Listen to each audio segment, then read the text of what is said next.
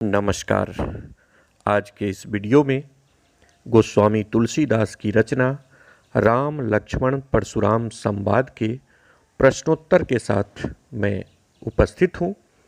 इसमें पहला प्रश्न है, परशुराम के क्रोध करने पर लक्ष्मण ने धनुष के टूट जाने के लिए कौन कौन से तर्क दिए? उत्तर होगा, परशुराम के क्रोध करने पर लक्ष्मण ने धनुष के टूटने के निम्नलिखित तर्क दिए। पहला, धनुष पुराना एवं अत्यंत जीर्ण था। राम ने इसे नया समझकर उठाया था, पर कमजोर होने के कारण यह छूते ही टूट गया। मेरी दृष्टि में यानी लक्ष्मण की दृष्टि में सभी धनुष एक समान हैं। ऐसे पुराने धनुष के टूटने पर लाभ हानि की चिंता करना व्यर्थ है। दूसरा प्रश्न है, परशुराम के क्रोध करने पर राम और लक्ष्मण की जो प्रतिक्रियाएं हुई, उनके आधार पर दोनों के स्वभाव की विशेषताएं अपने शब्दों में लिखिए। इसे हम इस प्रकार लिखेंगे, परशुराम के क्रोध करने पर राम लक्ष्मण की प्रतिक्रिया के आलोक में उनकी निम्नलिखित विशेषताएं पता चलती है। इसमें राम की विशेषता, राम का स्वभाव अत्यंत विनम्र था। राम निडर, साहसी, धैर्यवान तथा मृदुभाषी थे। वे बड़ों के आज्ञाकारी तथा आज्ञा पालक थे। लक्ष्मण की विशेषताएं हैं कि लक्ष्मण में वाक पटुता कूट कूट कर भरी थी। उनका स्वभाव तर्कशील था। वे बुद्धिमान तथा व्यंग करने में निपुण थे। वे वीर किंतु क्रोधी स्वभाव के थे। अगला प्रश्न है आपका, लक्ष्मण और परशुराम के संवाद का जो अंश आपको सबसे अच्छा लगा, उसे अपने शब्दों में संवाद शैली में लिखिए। गत वर्ष कक्षा 9 में आपने संवाद लेखन पढ़ा है। संवाद लेखन से आप परिचित हैं। 2 या 2 से अधिक व्यक्तियों के मध्य हुए वार्तालाप को नाटक की तरह लिखना, ये संवाद शैली में लिखना कहलाता है। कविता में राम लक्ष्मण और परशुराम के मध्य हुए वार्तालाप में जो अंश आपको अच्छा लगा हो, उसे आप संवाद शैली में लिख सकते हैं। अगला प्रश्न है, राम ने अपने विषय में सभा में क्या क्या कहा, निम्नलिखित पद्यांश के आधार पर लिखिए। बाल ब्रह्मचारी अति कोही, विश्वविदित क्षत्रिय कुल द्रोही, भुजबल भूमि भूप बिनु किन्ही, विपुल बार मही देवन दिन्ही, सहस्र बाहु भुच्छेदनिहारा, परशु बिलोकु महीप कुमारा, मातु पितहि जनि सोच बसा, करसि महीष किशोर, गर्भन के अर्भक दलना, परशु मोर अति घोर। परशुराम ने अपने बारे में कहा कि मैं बाल ब्रह्मचारी, स्वभाव से बहुत ही क्रोधी हूँ। मैं क्षत्रिय कुल का नाश करने वाले के रूप में संसार में प्रसिद्ध हूँ। मैंने अपनी भुजाओं के बल पर अनेक बार पृथ्वी के राजाओं को पराजित किया, उनका वध किया और जीती हुई पृथ्वी ब्राह्मणों को दान में दे दी। उन्होंने कहा कि मेरा फरसा बहुत ही भयानक है, इससे मैंने सहस्त्रबाहु की भुजाएं काट दी। यह फरसा इतना कठोर है कि यह गर्भ के बच्चों की भी हत्या कर देता है। अगला प्रश्न है, लक्ष्मण ने वीर योद्धा की क्या क्या विशेषताएं बताई? लक्ष्मण ने वीर योद्धाओं की विशेषताएं बताते हुए कहा कि वीर योद्धा रण क्षेत्र में शत्रु के समक्ष पराक्रम दिखाते हैं। वे शत्रु के समक्ष केवल अपनी वीरता का बखान नहीं करते, वे ब्राह्मण, देवता, गाय और ईश्वर भक्तों पर अपना पराक्रम नहीं दिखाते।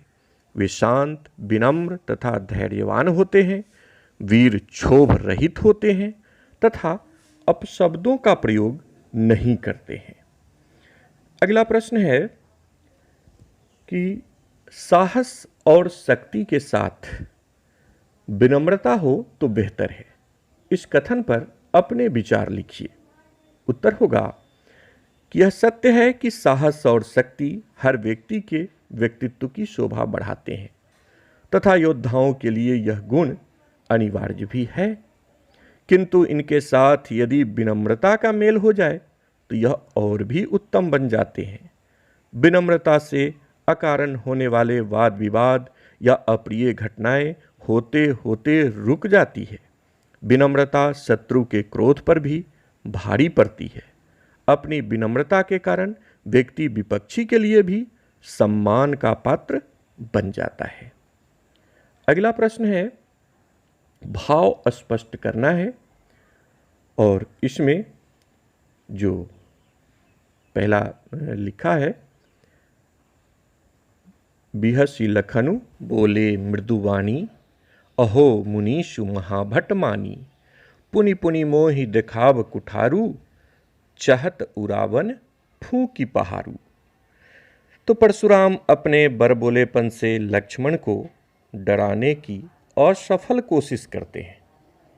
असफल इसलिए कि उनको इस कार्य में सफलता नहीं प्राप्त होती। इस पर लक्ष्मण ने कोमल वाणी में परशुराम से व्यंग्यपूर्वक कहा, मुनि, आप तो महान योद्धा और अभिमानी हैं। आप अपने फरसे का भय बार बार दिखाकर मुझे डराने का प्रयास कर रहे हैं, मानो आप फूंक मारकर विशाल पर्वत को उड़ा देना चाहते हैं। आपके इस प्रश्न के ही अगले भाग में जो पद दिया है, यहाँ कुम्हर बतिया को नाही, जे तर्जनी देख मर जाही, देख कुठारु सरासन बाना, मैं कछु कहा सहित अभिमाना। इसका भाव बताएंगे कि परशुराम बार बार तर्जनी अंगुली दिखाकर लक्ष्मण को डराने का प्रयास कर रहे थे। यह देख लक्ष्मण ने परशुराम से कहा कि मैं कुम्हर की नवजात बतिया के समान निर्बल नहीं हूँ, जो आपकी तर्जनी के इशारे से डर जाऊंगा। मैंने आपके प्रति जो कुछ भी कहा है वह आपको फरसे और धनुष्वान से सुसज्जित देखकर ही अभिमानपूर्वक कहा है। गौ में दिया है, गाधि सुनू का हृदय हंसी, मुनि हरियरे सूझ, ऐ मैं खार न ऊख मैं, अजहु न बूझ अबूझ। भाव बताएंगे कि परशुराम की दंभ भरी बातें सुनकर विश्वामित्र मन ही मन उनकी बुद्धि पर हंसने लगे। वे अपने मन में कहने लगे कि मुनि को सब कुछ एक जैसा ही दिख रहा है, अर्थात वे राम लक्ष्मण को भी दूसरे साधारण क्षत्रिय बालकों के समान कमजोर समझ रहे हैं। उन्हें राम लक्ष्मण की शक्ति का अंदाजा नहीं है। जिन्हें वे गन्ने की मीठी खाड़ समझ रहे हैं, वे लोहे से बने खड्ग के समान मजबूत और शक्तिशाली है। आपका अगला प्रश्न है, पाठ के आधार पर तुलसी के भाषा सौंदर्य पर 10 पंक्तियाँ लिखिए। तुलसी जिनकी रचना हम लोग अभी पढ़े हैं, उसी पाठ के आधार पर लिखना है।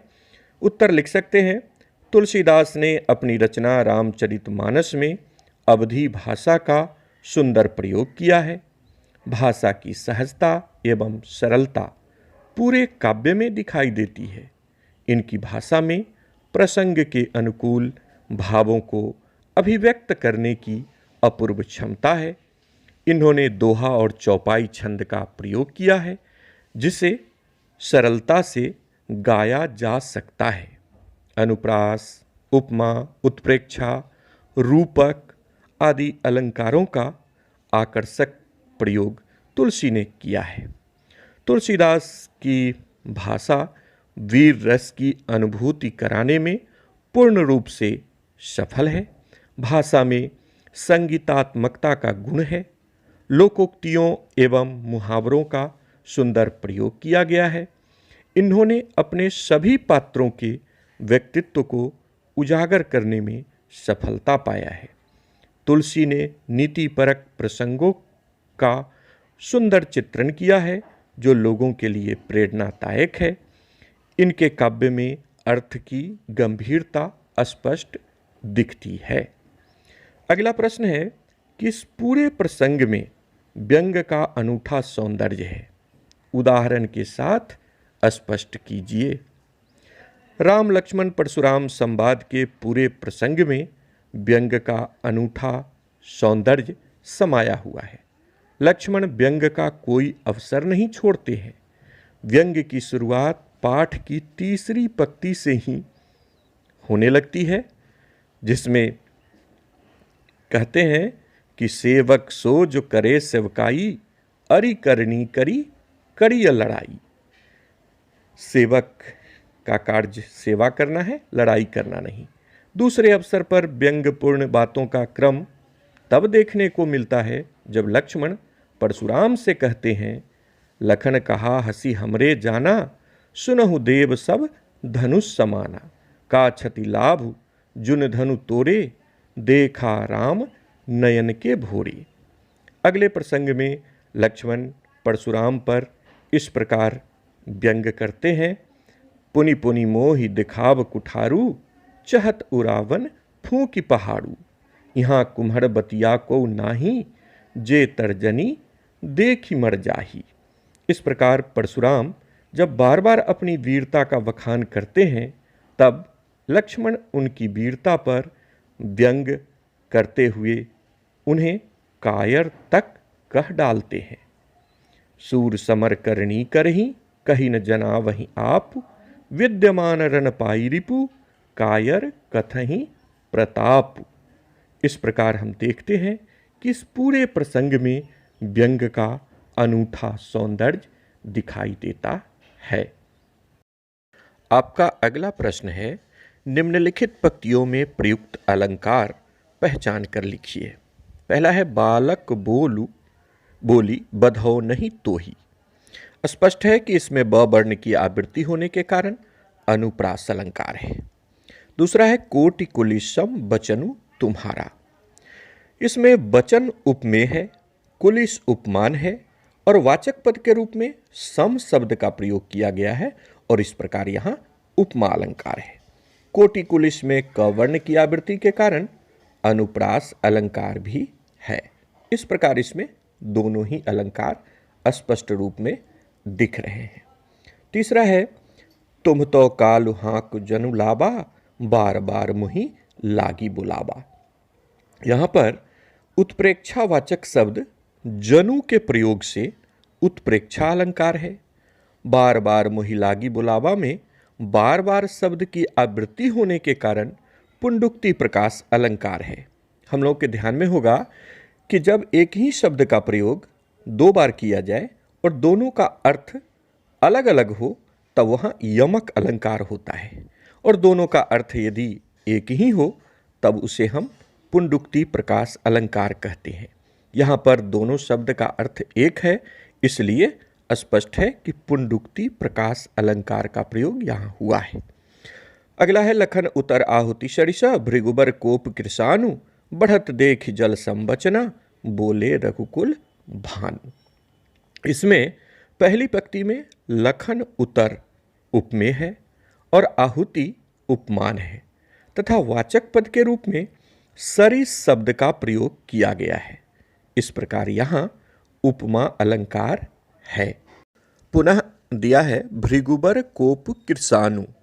इसमें भृगुबर कोपु उपमेय है और कृषानु उपमान है। यहाँ वाचक पद का प्रयोग न करते हुए दोनों को अभेद दिखा दिया है, अतः हम कह सकते हैं कि यहाँ पर रूपक अलंकार का प्रयोग किया गया। फिर है, बढ़त देख जल संबचन। इसमें वचन उपमेय है, जल उपमान है और वाचक पद के रूप में सम शब्द का प्रयोग किया गया है, अतः यहाँ पर भी उपमा अलंकार है। आगे, रघुकुल भानु या बोले रघुकुल भानु। इसमें रघुकुल उपमेय है, भानु उपमान है और दोनों के बीच वाचक पद का प्रयोग न करते हुए दोनों में अभेद दिखाया गया है, अतः यहाँ पर रूपक अलंकार है। पाठ्यपुस्तक में अभ्यास प्रश्नों के रूप में दिए गए इन प्रश्नों के अतिरिक्त और भी कई प्रश्न इस पाठ से परीक्षाओं में पूछे जाते हैं। हमें चाहिए कि इन प्रश्नों के उत्तर भी याद कर लें। जैसे लक्ष्मण ने अपने कुल की क्या परंपरा बताई, दोहा और चौपाई में कितनी मात्राएं होती हैं, पाठ के आधार पर सहस्त्रबाहु का संक्षिप्त परिचय दीजिए। गाधि सुनु किसे कहा गया है, वे मुनि की किस बात पर मन ही मन मुस्कुरा रहे थे। स्वयंवर स्थल पर शिव धनुष तोड़ने वाले को परशुराम ने किस प्रकार धमकाया, पाठ के आधार पर परशुराम की स्वभावगत विशेषताएं लिखिए। पाठ के आधार पर स्पष्ट करें कि श्री राम सामान्य नहीं हैं अपितु अलौकिक हैं, इत्यादि। तो आज इतना ही। बहुत बहुत धन्यवाद।